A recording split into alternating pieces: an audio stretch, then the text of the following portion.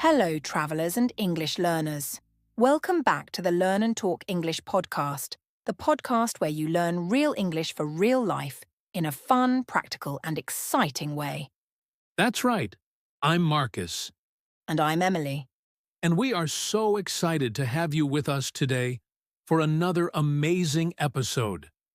But before we begin, let's quickly look back at our last episode where we introduced some of the most essential English phrases for travellers. We talked about how to ask for help, how to check into a hotel, what to say at the airport, and even how to order food at a restaurant. We also gave you real examples of how to use phrases like, "Excuse me, can you help me? Can I check in for my flight, please? Can you speak more slowly?" And even, "Where is the nearest metro station?" That episode was packed with tips to help you feel confident when travelling in an English-speaking country. And today we've got a fantastic episode lined up for you, especially if you're planning to travel to an English-speaking country, or just want to sound more natural when speaking English. In this episode, we're going to focus on key vocabulary and phrases for travel. You'll learn how to ask for help, check into a hotel, talk to a taxi driver, order food, and more. These are real phrases you'll hear and use when you travel abroad. And to help you learn, we've prepared two powerful stories that are packed with realistic conversations, practical expressions, and everyday English challenges. First, you'll hear the story of Sara from Saudi Arabia, who travels with her husband Sultan to London to study. They receive a government scholarship, but when they arrive, they face many challenges because of their limited English. From the airport to the hotel, and even at their first English class, they have to learn fast. And then we'll take you to the United States, where you'll meet Miguel, a student from Brazil who moves to California to study science. He faces a whole different set of surprises, especially with airport security, hotel internet problems, and understanding fast-talking taxi drivers. While you listen, you'll hear useful phrases like, "Excuse me, can you help me? Can I check in for my flight, please? Where is the nearest metro station? Can I get the bill, please?" And even, "The internet isn't working. Can you fix it, please?" And the best part? You don't need to memorize everything right now. Just listen carefully, repeat the phrases, and come back to this episode as many times as you need. Also, and this is very important, we've created a brand new Facebook group just for you. In the group, we'll share all the key phrases from today's episode, along with bonus vocabulary, practice questions, quizzes, and exclusive learning tips. You'll also find extra educational materials on our Facebook page, and we'll post updates there whenever we release a new episode. So make sure to like the page, follow us, and most importantly, join the Facebook group. You'll find the link in the episode description below and in the comments section. We'd love to see you there, and we'll be happy to answer your questions, post challenges, and help you practice English every week. Now, let's get started with the stories. Our friend Maria will be telling the stories today, so get ready to listen closely, repeat key phrases, and imagine yourself in the shoes of each character. And don't forget, listen to this episode more than once to learn the vocabulary. And of course, like our Facebook page and join the group for all the extra content. As well, like this episode and subscribe to the channel if you are still not subscribed. All right, let's go. Here's Maria with today's first story.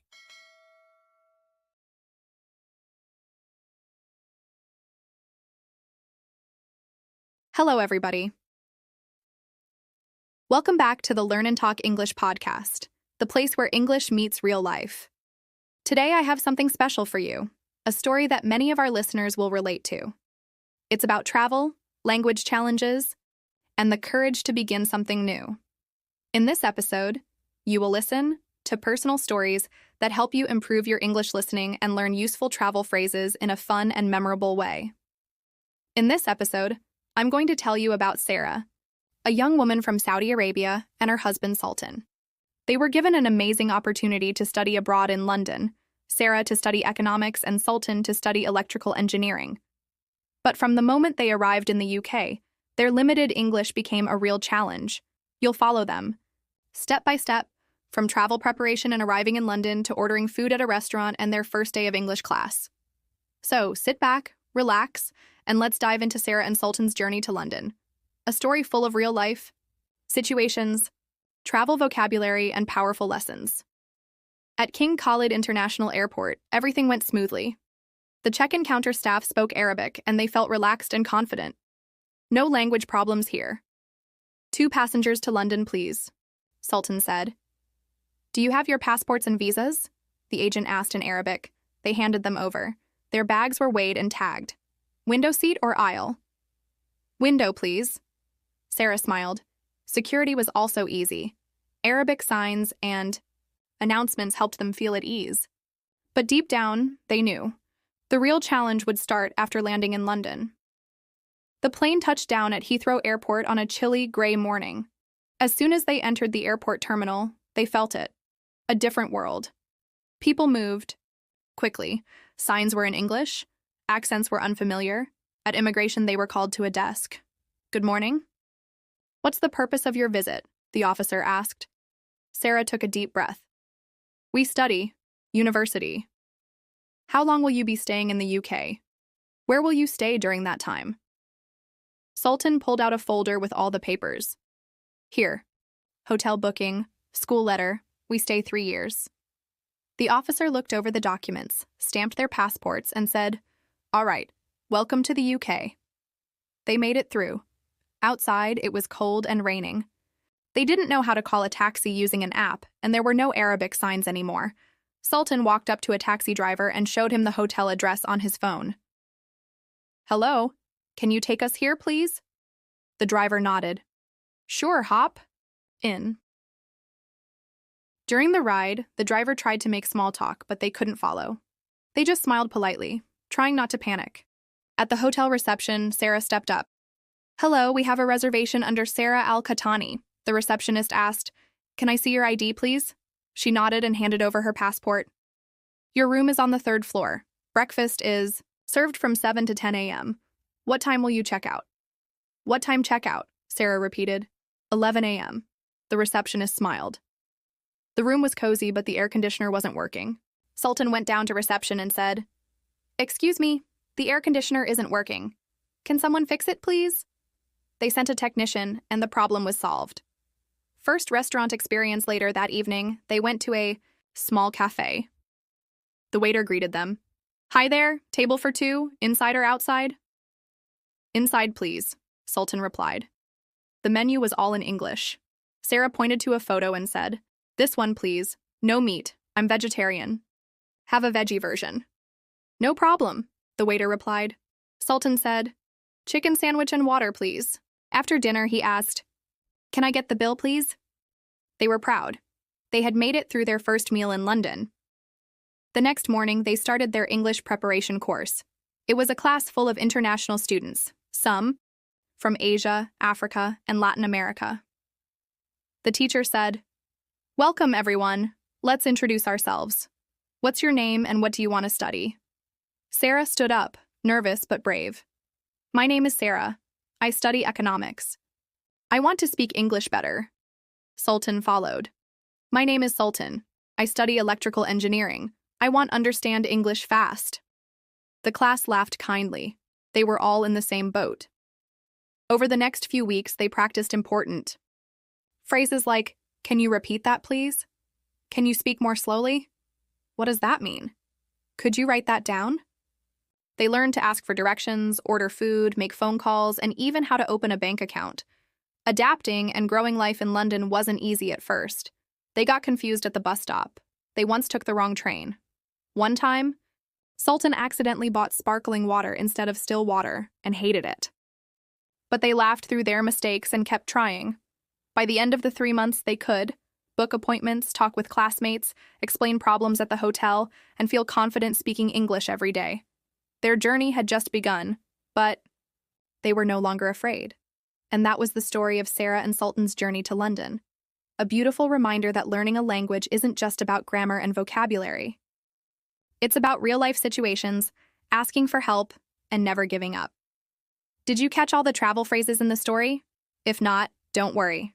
Rewind, listen again, and try repeating them out loud. The more you hear them, the more natural.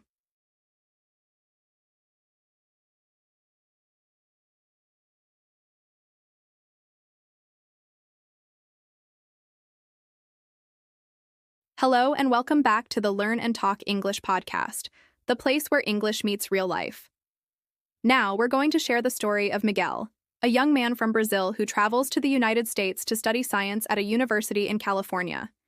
From the moment he arrives, he faces new experiences, unexpected challenges, and moments that test his confidence, especially when it comes to speaking English. Miguel's journey is full of useful vocabulary, travel phrases, and real-life situations that will help you improve your listening skills and learn how to handle your own English-speaking adventures. Let's begin. Miguel had always loved science. As a child in São Paulo, he would stare at the stars and ask his parents 1,000 questions. He wanted to understand how the world worked, how energy moved, how light traveled.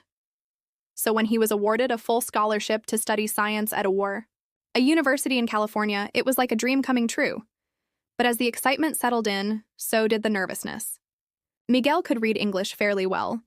He even practiced with apps and watched videos online. But speaking? Listening to native speakers? That was a different story. He knew that once he stepped into the airport in the United States, everything would be in English, and he wasn't sure if he was ready. He began preparing carefully. He booked a flight to Los Angeles, reserved a hotel near the university, printed all his documents, passport, visa, and scholarship letters, and made a list of useful phrases. He stood in front of the mirror each night practicing. Excuse me? Where is the baggage claim? Can I check in, please? How much does the ride cost? I have a reservation under Miguel Silva. At the airport in São Paulo, things went smoothly. The airline staff spoke Portuguese, and check-in was quick. He asked for a window seat and had a final hug from his parents before boarding the plane. As the flight took off, he looked out the window and whispered, "Let's do this." When he arrived at Los Angeles International Airport, everything suddenly felt unfamiliar. The air smelled different. People moved quickly, and the signs, everything, was in English. At immigration, a tall officer looked at him and asked, "Good afternoon. What's the purpose of your visit?" Miguel smiled nervously and replied, "Study. I go to university in California." The officer continued, "How long will you be staying in the U.S.?" Miguel thought for a moment. 4 years. "And where will you be staying?" Miguel handed him the printed hotel booking and university acceptance letter. The officer looked through them, stamped his passport, and said, "Welcome to the United States." Miguel let out a breath. He'd passed the first test, but the next challenge came quickly. At baggage claim, Miguel waited and waited. The black bags kept rolling by, but his wasn't there. He walked up to a staff member and said, "Excuse me, my bag not here." The woman replied, "You need to go to the lost luggage desk. Can you describe your bag?" Miguel thought for a moment. "It's big, black, Brazil flag sticker." Thankfully, someone had put his bag on the wrong carousel. They found it within minutes, but it was a stressful start. Outside the airport, he looked for a taxi. He showed the driver his hotel address and said, "Hello, I go here." The driver nodded and said, "Sure, man, you're heading to downtown. Should take about 40 minutes, but traffic's crazy today. Want to take the freeway or the scenic route?" Miguel didn't understand. He just smiled and replied, "Yes, okay, fast is good." The driver chuckled. "All right, fast it is." During the ride, the driver was friendly. "So, first time in the U.S.?" he asked.